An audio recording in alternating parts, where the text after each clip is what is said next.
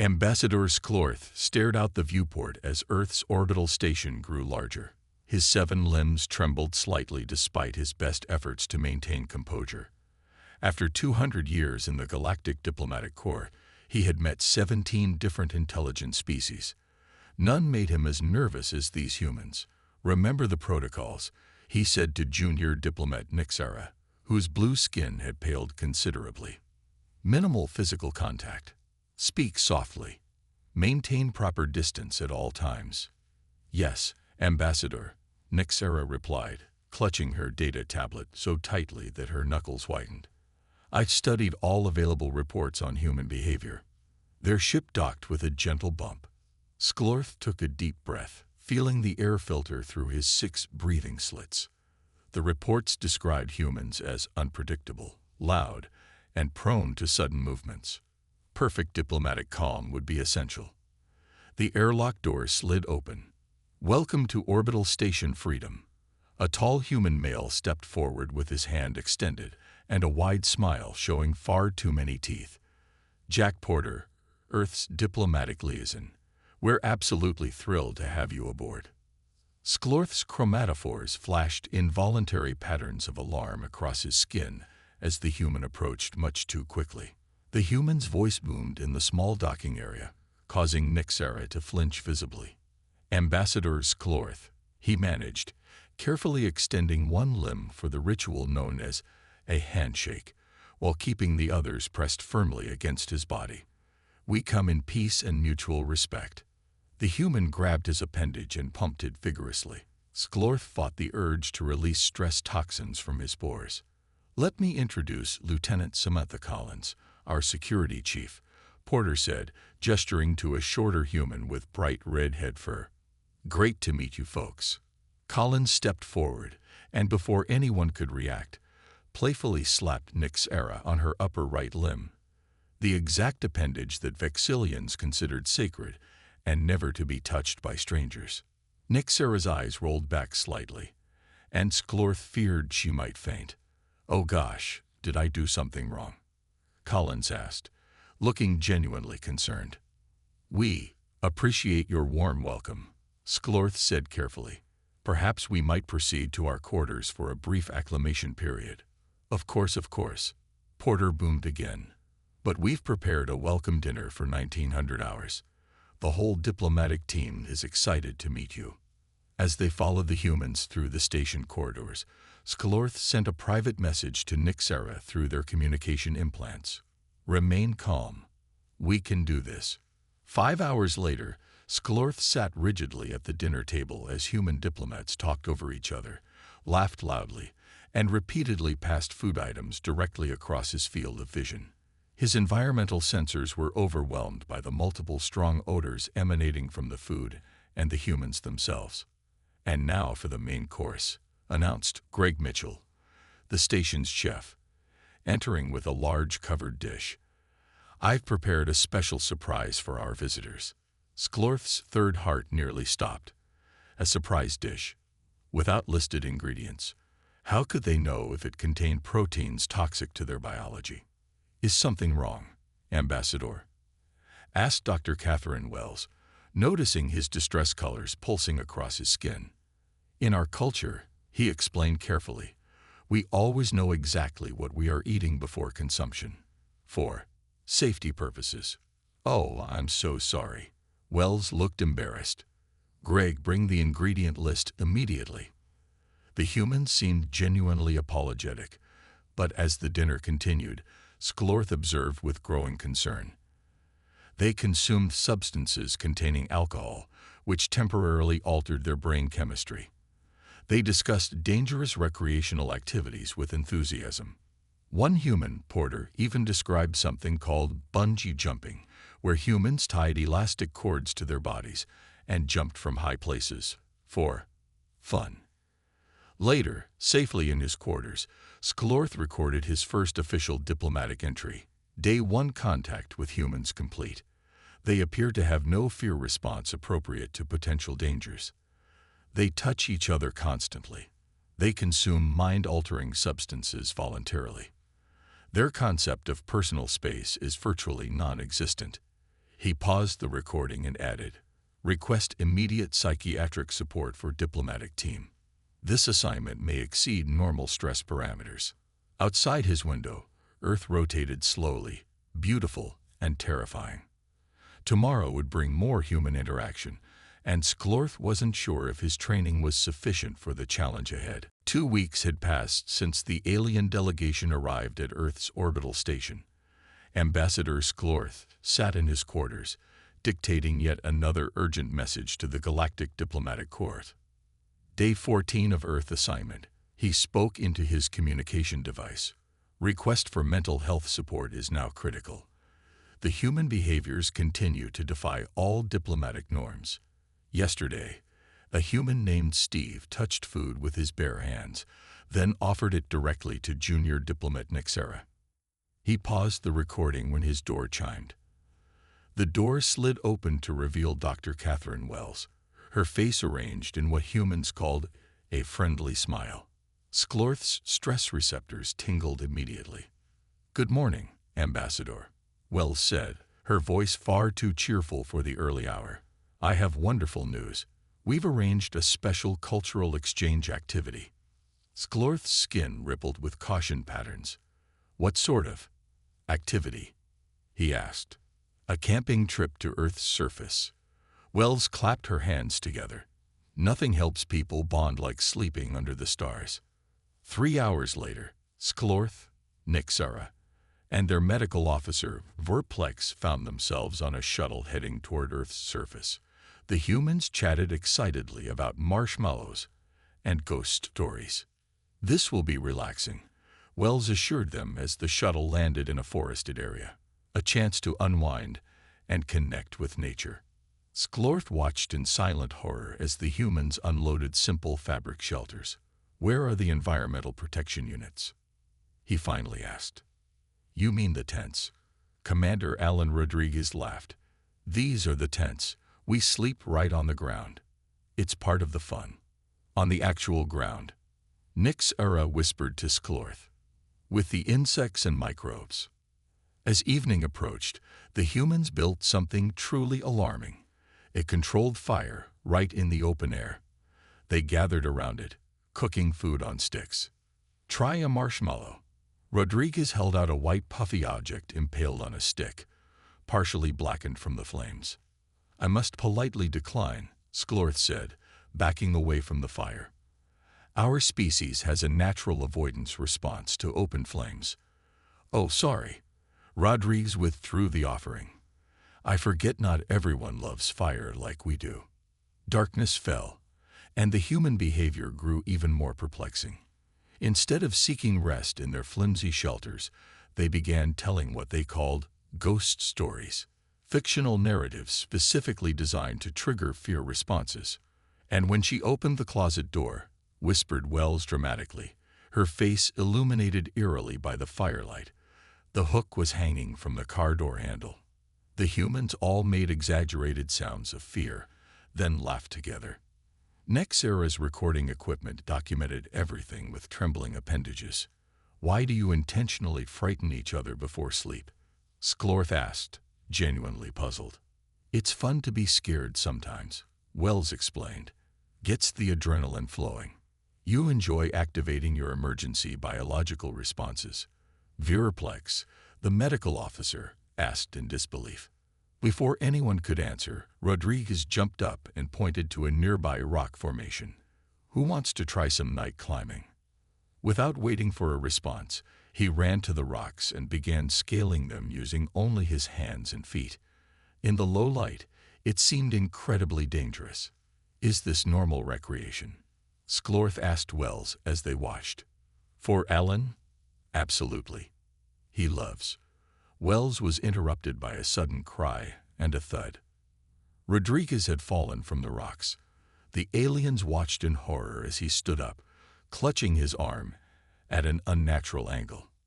"I think I broke something," he said, but was laughing. "No big deal. I can wait until morning for the med station." "A broken limb is not a medical emergency for humans," Nixera asked, developing a nervous twitch in her eye. "It can wait." Rodriguez shrugged, then winced. Not my first rodeo. Later that night, huddled in their tent, the alien delegation held an emergency meeting. Nyxera couldn't stop her nervous twitching. Verplex had documented 17 potential biological hazards in their immediate environment. And Sklorth was drafting a formal request to be relieved of his diplomatic duties. They sleep on the ground, he whispered. They play with fire. They tell frightening stories for pleasure. They ignore serious physical injuries. How did such a species survive to develop space travel? Verplex wondered. Outside, they could hear the humans laughing around the fire, apparently enjoying their uncomfortable, unsafe, and thoroughly bewildering idea of relaxation. Senior psychologist Vertex arrived from the Galactic Diplomatic Corps 3 days after the camping trip. His green scales shimmered with concern as he reviewed the reports from Ambassador Sklorth and Junior Diplomat Nyxera. These humans appear most unstable, Vertex said, setting down his datapad. The 3 aliens sat in Sklorth's private quarters, the only place they felt safe from sudden human interactions. Their biochemistry is particularly alarming. They call it adrenaline. Nyxera explained, her eyes still twitching occasionally. They seek activities that release it. For enjoyment. Vertex's mouthparts clicked in disbelief. They intentionally trigger their own danger response systems. For recreation. A chime at the door interrupted them. Navy pilot Olivia Grant stood in the doorway, grinning widely. Good news, ambassadors. We've arranged a special demonstration of human aerial capabilities. Would you like to observe a skydiving exercise? 2 hours later, the 3 aliens stood at a large viewing window, watching as a small aircraft climbed into the blue Earth sky. Vertex had insisted on coming along to document human behavior firsthand. What exactly is this activity? Sklorth asked cautiously. Just a routine skydiving session to clear the mind, Grant explained. Watch. To the aliens' horror, the side door of the aircraft opened, and humans began jumping out one by one. They fell through the air at terrifying speeds. They are falling to their deaths. Vertex cried, his scales turning pale green with shock. No, watch. Grant pointed excitedly. See the parachutes. Small fabric canopies opened above each human, slowing their descent slightly. But to the aliens, it still looked like certain death. You do this to clear your mind? Sklorth asked, unable to hide the tremble in his voice. Nothing like free fall to reset your perspective, Grant said cheerfully. Would any of you like to try? We have special harnesses for tandem jumps. All 3 aliens backed away simultaneously, pressing against the wall. Nyxera's twitching grew worse. We must respectfully decline, Sklorth said firmly.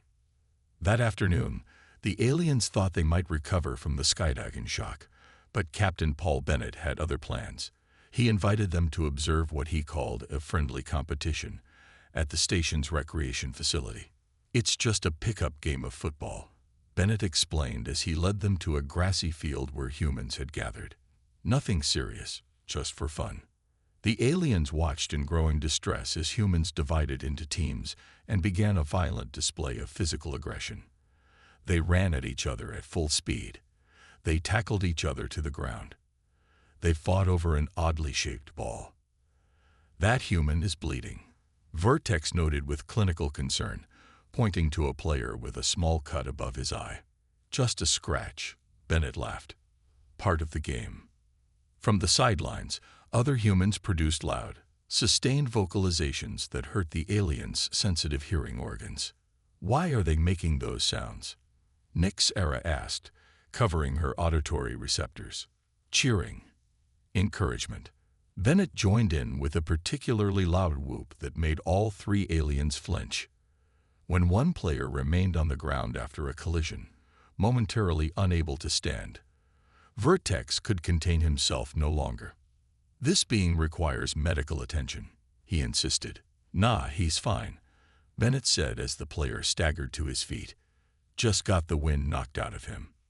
Later, in an emergency meeting, Vertex finalized his preliminary psychological report, to the Galactic Council.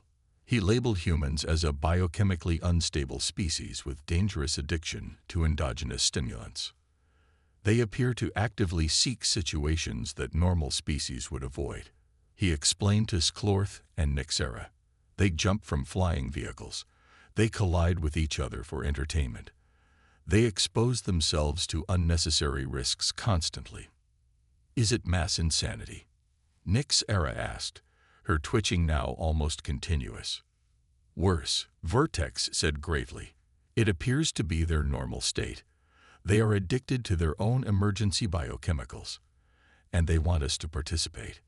Sklorth stared out the window at Earth below. How do we establish diplomatic relations with a species that enjoys being afraid and hurt?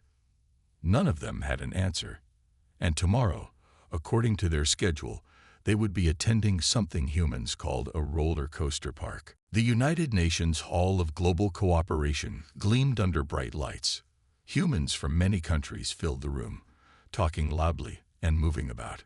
In the center sat Ambassadors Sklorth, Junior Diplomat Nyxera, and Senior Psychologist Vertex. All three aliens remained perfectly still, a sharp contrast to the bustling humans around them. Secretary General Lisa Morgan approached the podium. The room grew quieter, but not silent.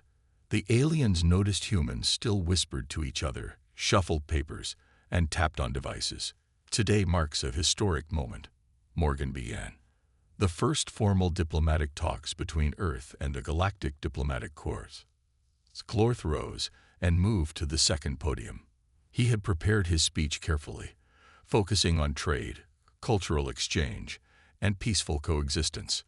The talks were going well until the afternoon session. Now we must address standard planetary defense disclosures, Morgan said calmly. As per galactic protocol, we will share basic information about Earth's defensive capabilities. Sklorth nodded. This was normal procedure. Earth maintains a nuclear arsenal of approximately 13,000 warheads spread across 9 nations, Morgan continued. These weapons are maintained as deterrents, with strict launch protocols. The alien delegation froze. Nyxera's datapad clattered to the floor. Excuse me, Sklorth interrupted, his voice shaking. Did you say nuclear weapons on your own planet? Yes, of course, Morgan looked confused. They're primarily submarine and silo-based.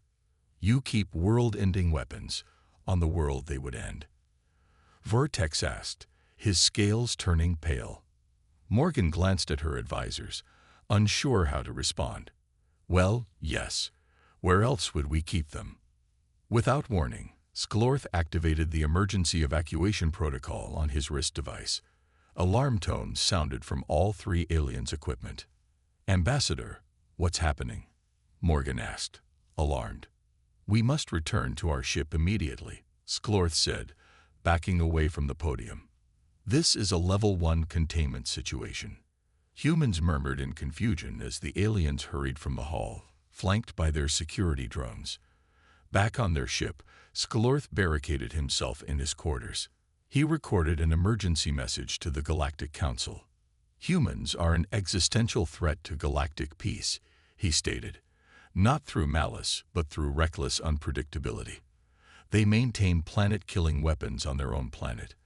They seem to have no concept of appropriate risk management. A day passed. The humans sent many messages asking for explanation. Sklorth ignored them all.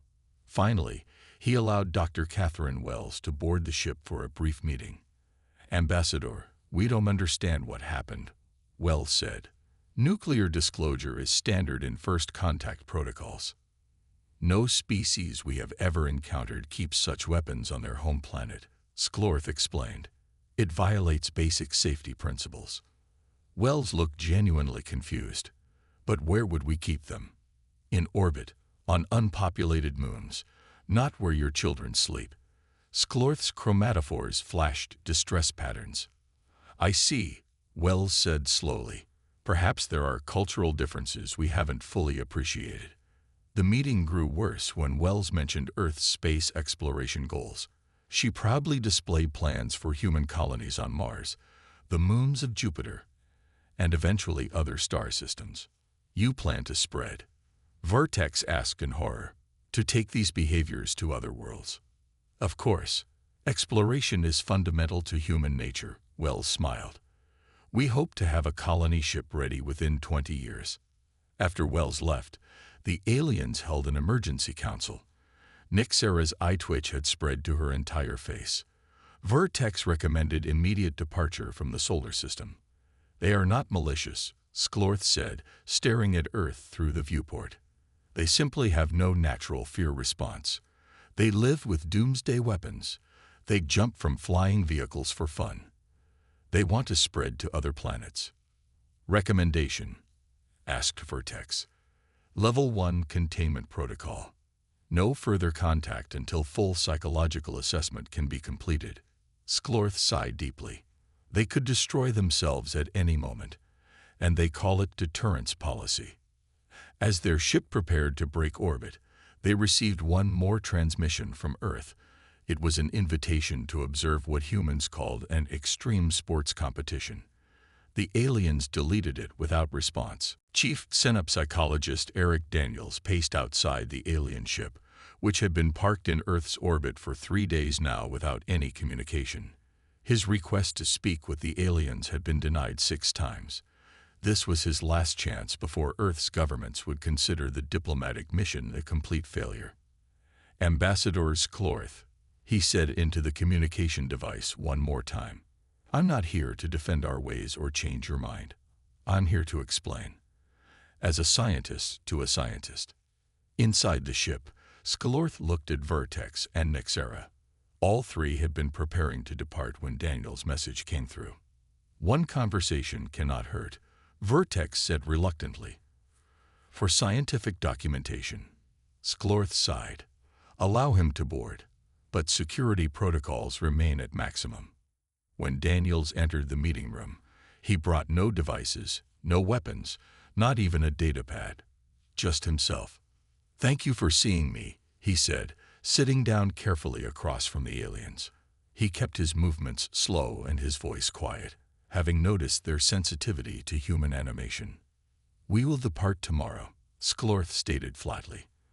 The Council has declared Earth a Level 1 containment zone. Daniels nodded. I understand. Before you go, may I offer a perspective? Not as a diplomat, but as someone who studies species development. The aliens looked at each other, then nodded. Daniels began explaining human evolution in simple terms. He talked about Earth's harsh conditions, predators, changing climates, and scarce resources. He explained how humans survive not through physical strength, but through cooperation, adaptability, and risk-taking. Our seemingly chaotic behaviors evolved because they helped us survive, Daniels explained. What looks like recklessness to you was necessary adaptation for us. But jumping from aircraft? Nixera asked, her eyes still twitching slightly. How does that help survival? It doesn't directly, Daniels admitted. But the instincts that make some humans enjoy that activity are the same ones that helped our ancestors try new hunting grounds, explore unknown territories, and take chances when certainty meant starvation. The aliens listened with growing interest as Daniels described Earth's unpredictable environments, how quick decisions often meant the difference between life and death for early humans. And the nuclear weapons, Sklorth asked. How does keeping extinction devices on your own planet help survival? Daniels smiled sadly. That one's harder to explain. We developed those before we understood their full consequences. Now we're trapped in complex political situations that make disarmament difficult. Many humans want to eliminate them completely.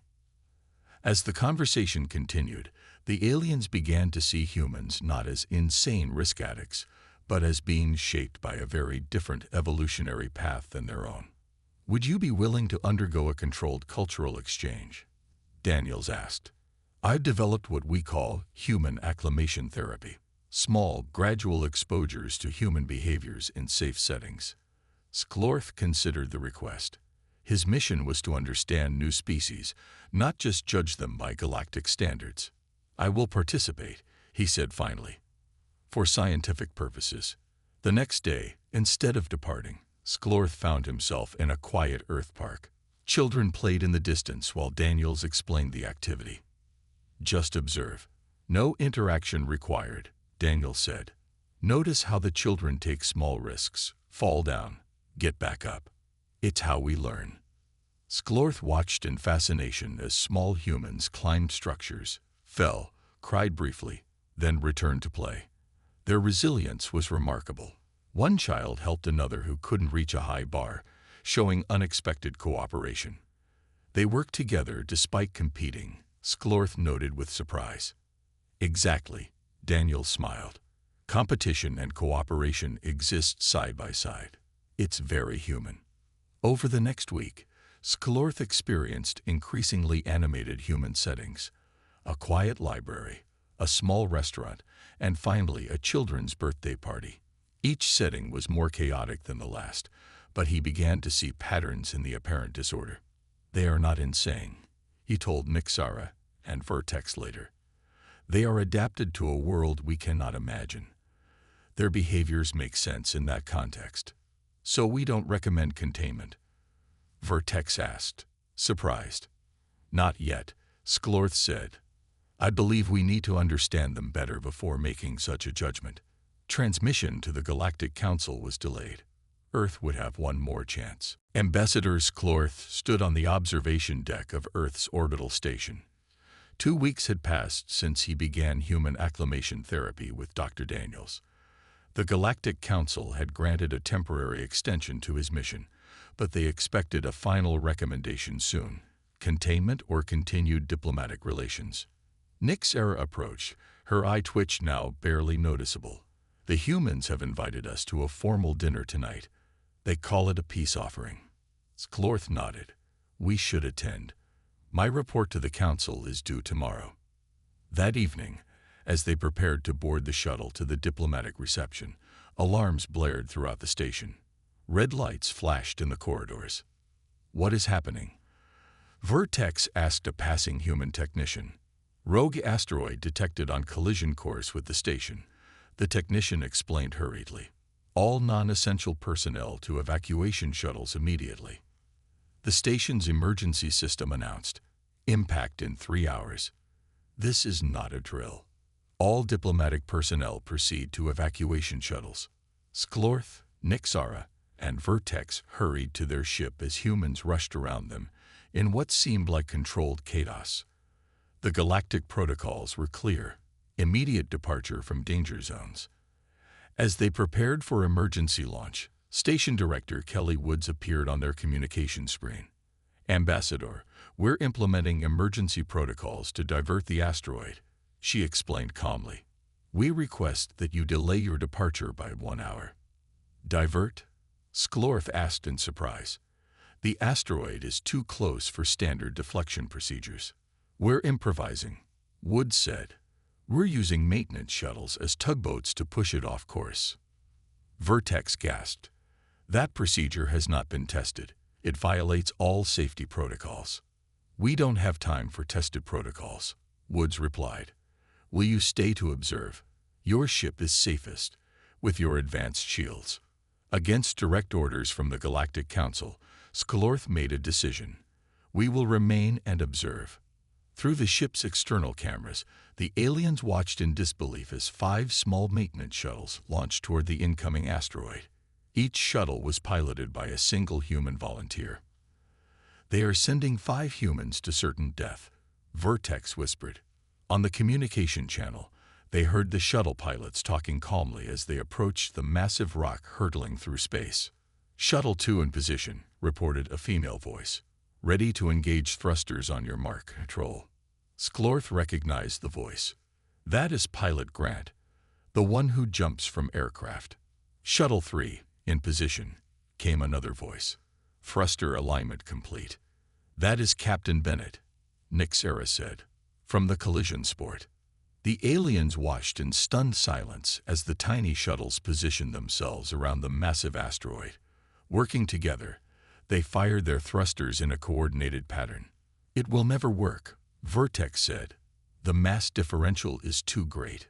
But slowly, degree by tiny degree, The asteroid's path began to shift. "They are succeeding," Sklorth exclaimed, his chromatophores flashing patterns of astonishment. The communications channel erupted with cheers from the station as the asteroid's path shifted enough to miss the station. But then, "Shuttle 2 losing thruster control," came Grant's voice, suddenly tense. "I'm being pulled into the gravity well." "I'm coming around," said another voice. It was Maria Sanders, piloting Shuttle 4. "I can push you clear, Olivia." "Negative. You'll be caught too," Grant replied. "I've got the thrust margin. My kids are grown." "I've had a good run," Sanders said calmly. The aliens watched in disbelief as Sanders' shuttle deliberately moved into the danger zone, pushing Grant's damaged craft to safety while being pulled toward the asteroid. At the last moment, Sanders fired her emergency thrusters, barely clearing the asteroid herself. Both pilots survived, though Sanders' shuttle was severely damaged. Later, as the station celebrated the successful diversion, Sklorth asked Sanders why she had taken such a risk. "Why endanger yourself for another?" he asked, genuinely curious. Sanders shrugged. "That's what humans do. We look out for each other." That night, Sklorth sat alone in his quarters, contemplating his report to the council. He had witnessed something today that challenged everything he thought he understood about humans. Their recklessness wasn't just chaos. Sometimes it was courage. 6 months had passed since the asteroid incident. Ambassador Sklorth stood before the Galactic Council in the Great Hall of Diplomacy. His report on Earth had caused quite a stir among the 12 species represented. "Ambassador, your recommendation is highly unusual," said Head Counselor Drex, his 6 eyes blinking in sequence. "You suggest classifying humans as unpredictable but valuable allies rather than implementing containment." "Yes, Counselor," Sklorth replied. His chromatophores displayed calm confidence, a stark contrast to the distress patterns that had covered his skin during his early days on Earth. "Explain your reasoning," Drex demanded. Sklorth activated the holographic display. Images of humans appeared, rescuing each other from burning buildings, diving into rough waters to save strangers, working together to solve problems. Humans evolved on a planet with rapidly changing conditions, Sklorth explained. What appears as diplomatic incompatibility is actually evolutionary divergence. Their unpredictability and risk-taking behaviors that so disturbed us are the same traits that make them exceptional problem solvers. Junior diplomat Nixera, now free of her eye twitch, stepped forward. "During the asteroid crisis, humans developed a solution in hours that our best scientists would have needed weeks to formulate. They act quickly, adapt instantly, and cooperate naturally in emergencies." The council murmured among themselves. This was unprecedented. No species had ever received such a classification. "What do you propose, then?" asked Counselor Drex. "A new diplomatic classification," Sklorth replied. "Controlled integration. We keep humans somewhat contained while utilizing their unique abilities. Their unpredictability makes them diplomatic nightmares, but invaluable allies in crisis situations." The debate lasted for days. Eventually, the Council reached a decision. Earth would be granted special status. Humans would be allowed limited access to galactic space under careful supervision. Special training would become mandatory for all diplomats assigned to Earth. 1 year later, Nixera, now promoted to senior ambassador, stood in the first permanent galactic embassy on Earth's surface.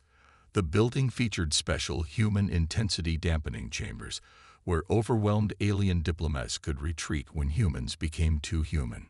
"Ambassador Nixera, your diplomatic manual has been distributed to all incoming alien representatives," said her assistant, showing her the small book titled, "They Mean Well: A Survival Guide to Human Diplomacy." Nixera nodded with satisfaction.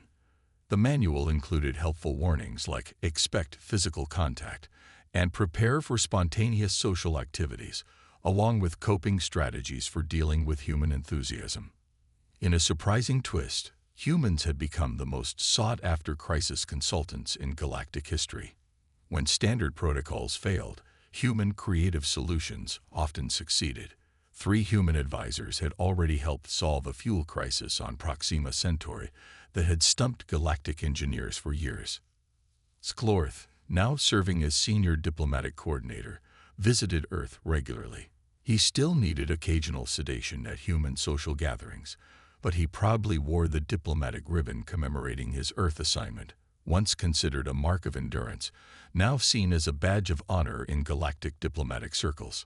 In the embassy garden, Sklorth met with Chief Synapsychologist Eric Daniels, now the head of Human Galactic Relations. "Did you ever imagine our species would find common ground?" Daniels asked. "Never," Sklorth admitted. "Your species terrified me. Now I find your chaotic nature refreshing." As they spoke, a group of human children ran past, laughing loudly. Nearby, an alien diplomat new to Earth flinched at the noise. Sklorth merely smiled, his chromatophores displaying mild amusement rather than distress. "We still struggle to stay calm around you," he told Daniels. "But we're learning. And you're learning to give us warning before you do something extremely human." "Progress," Daniels agreed. In orbit above them, a joint human-alien crew prepared for a mission to explore a dangerous nebula. The humans would provide the creative problem-solving. The aliens would provide the careful planning. Together, they made a surprisingly effective team. 2 species, so different in their approaches to life, had found a way forward, not despite their differences, but because of them.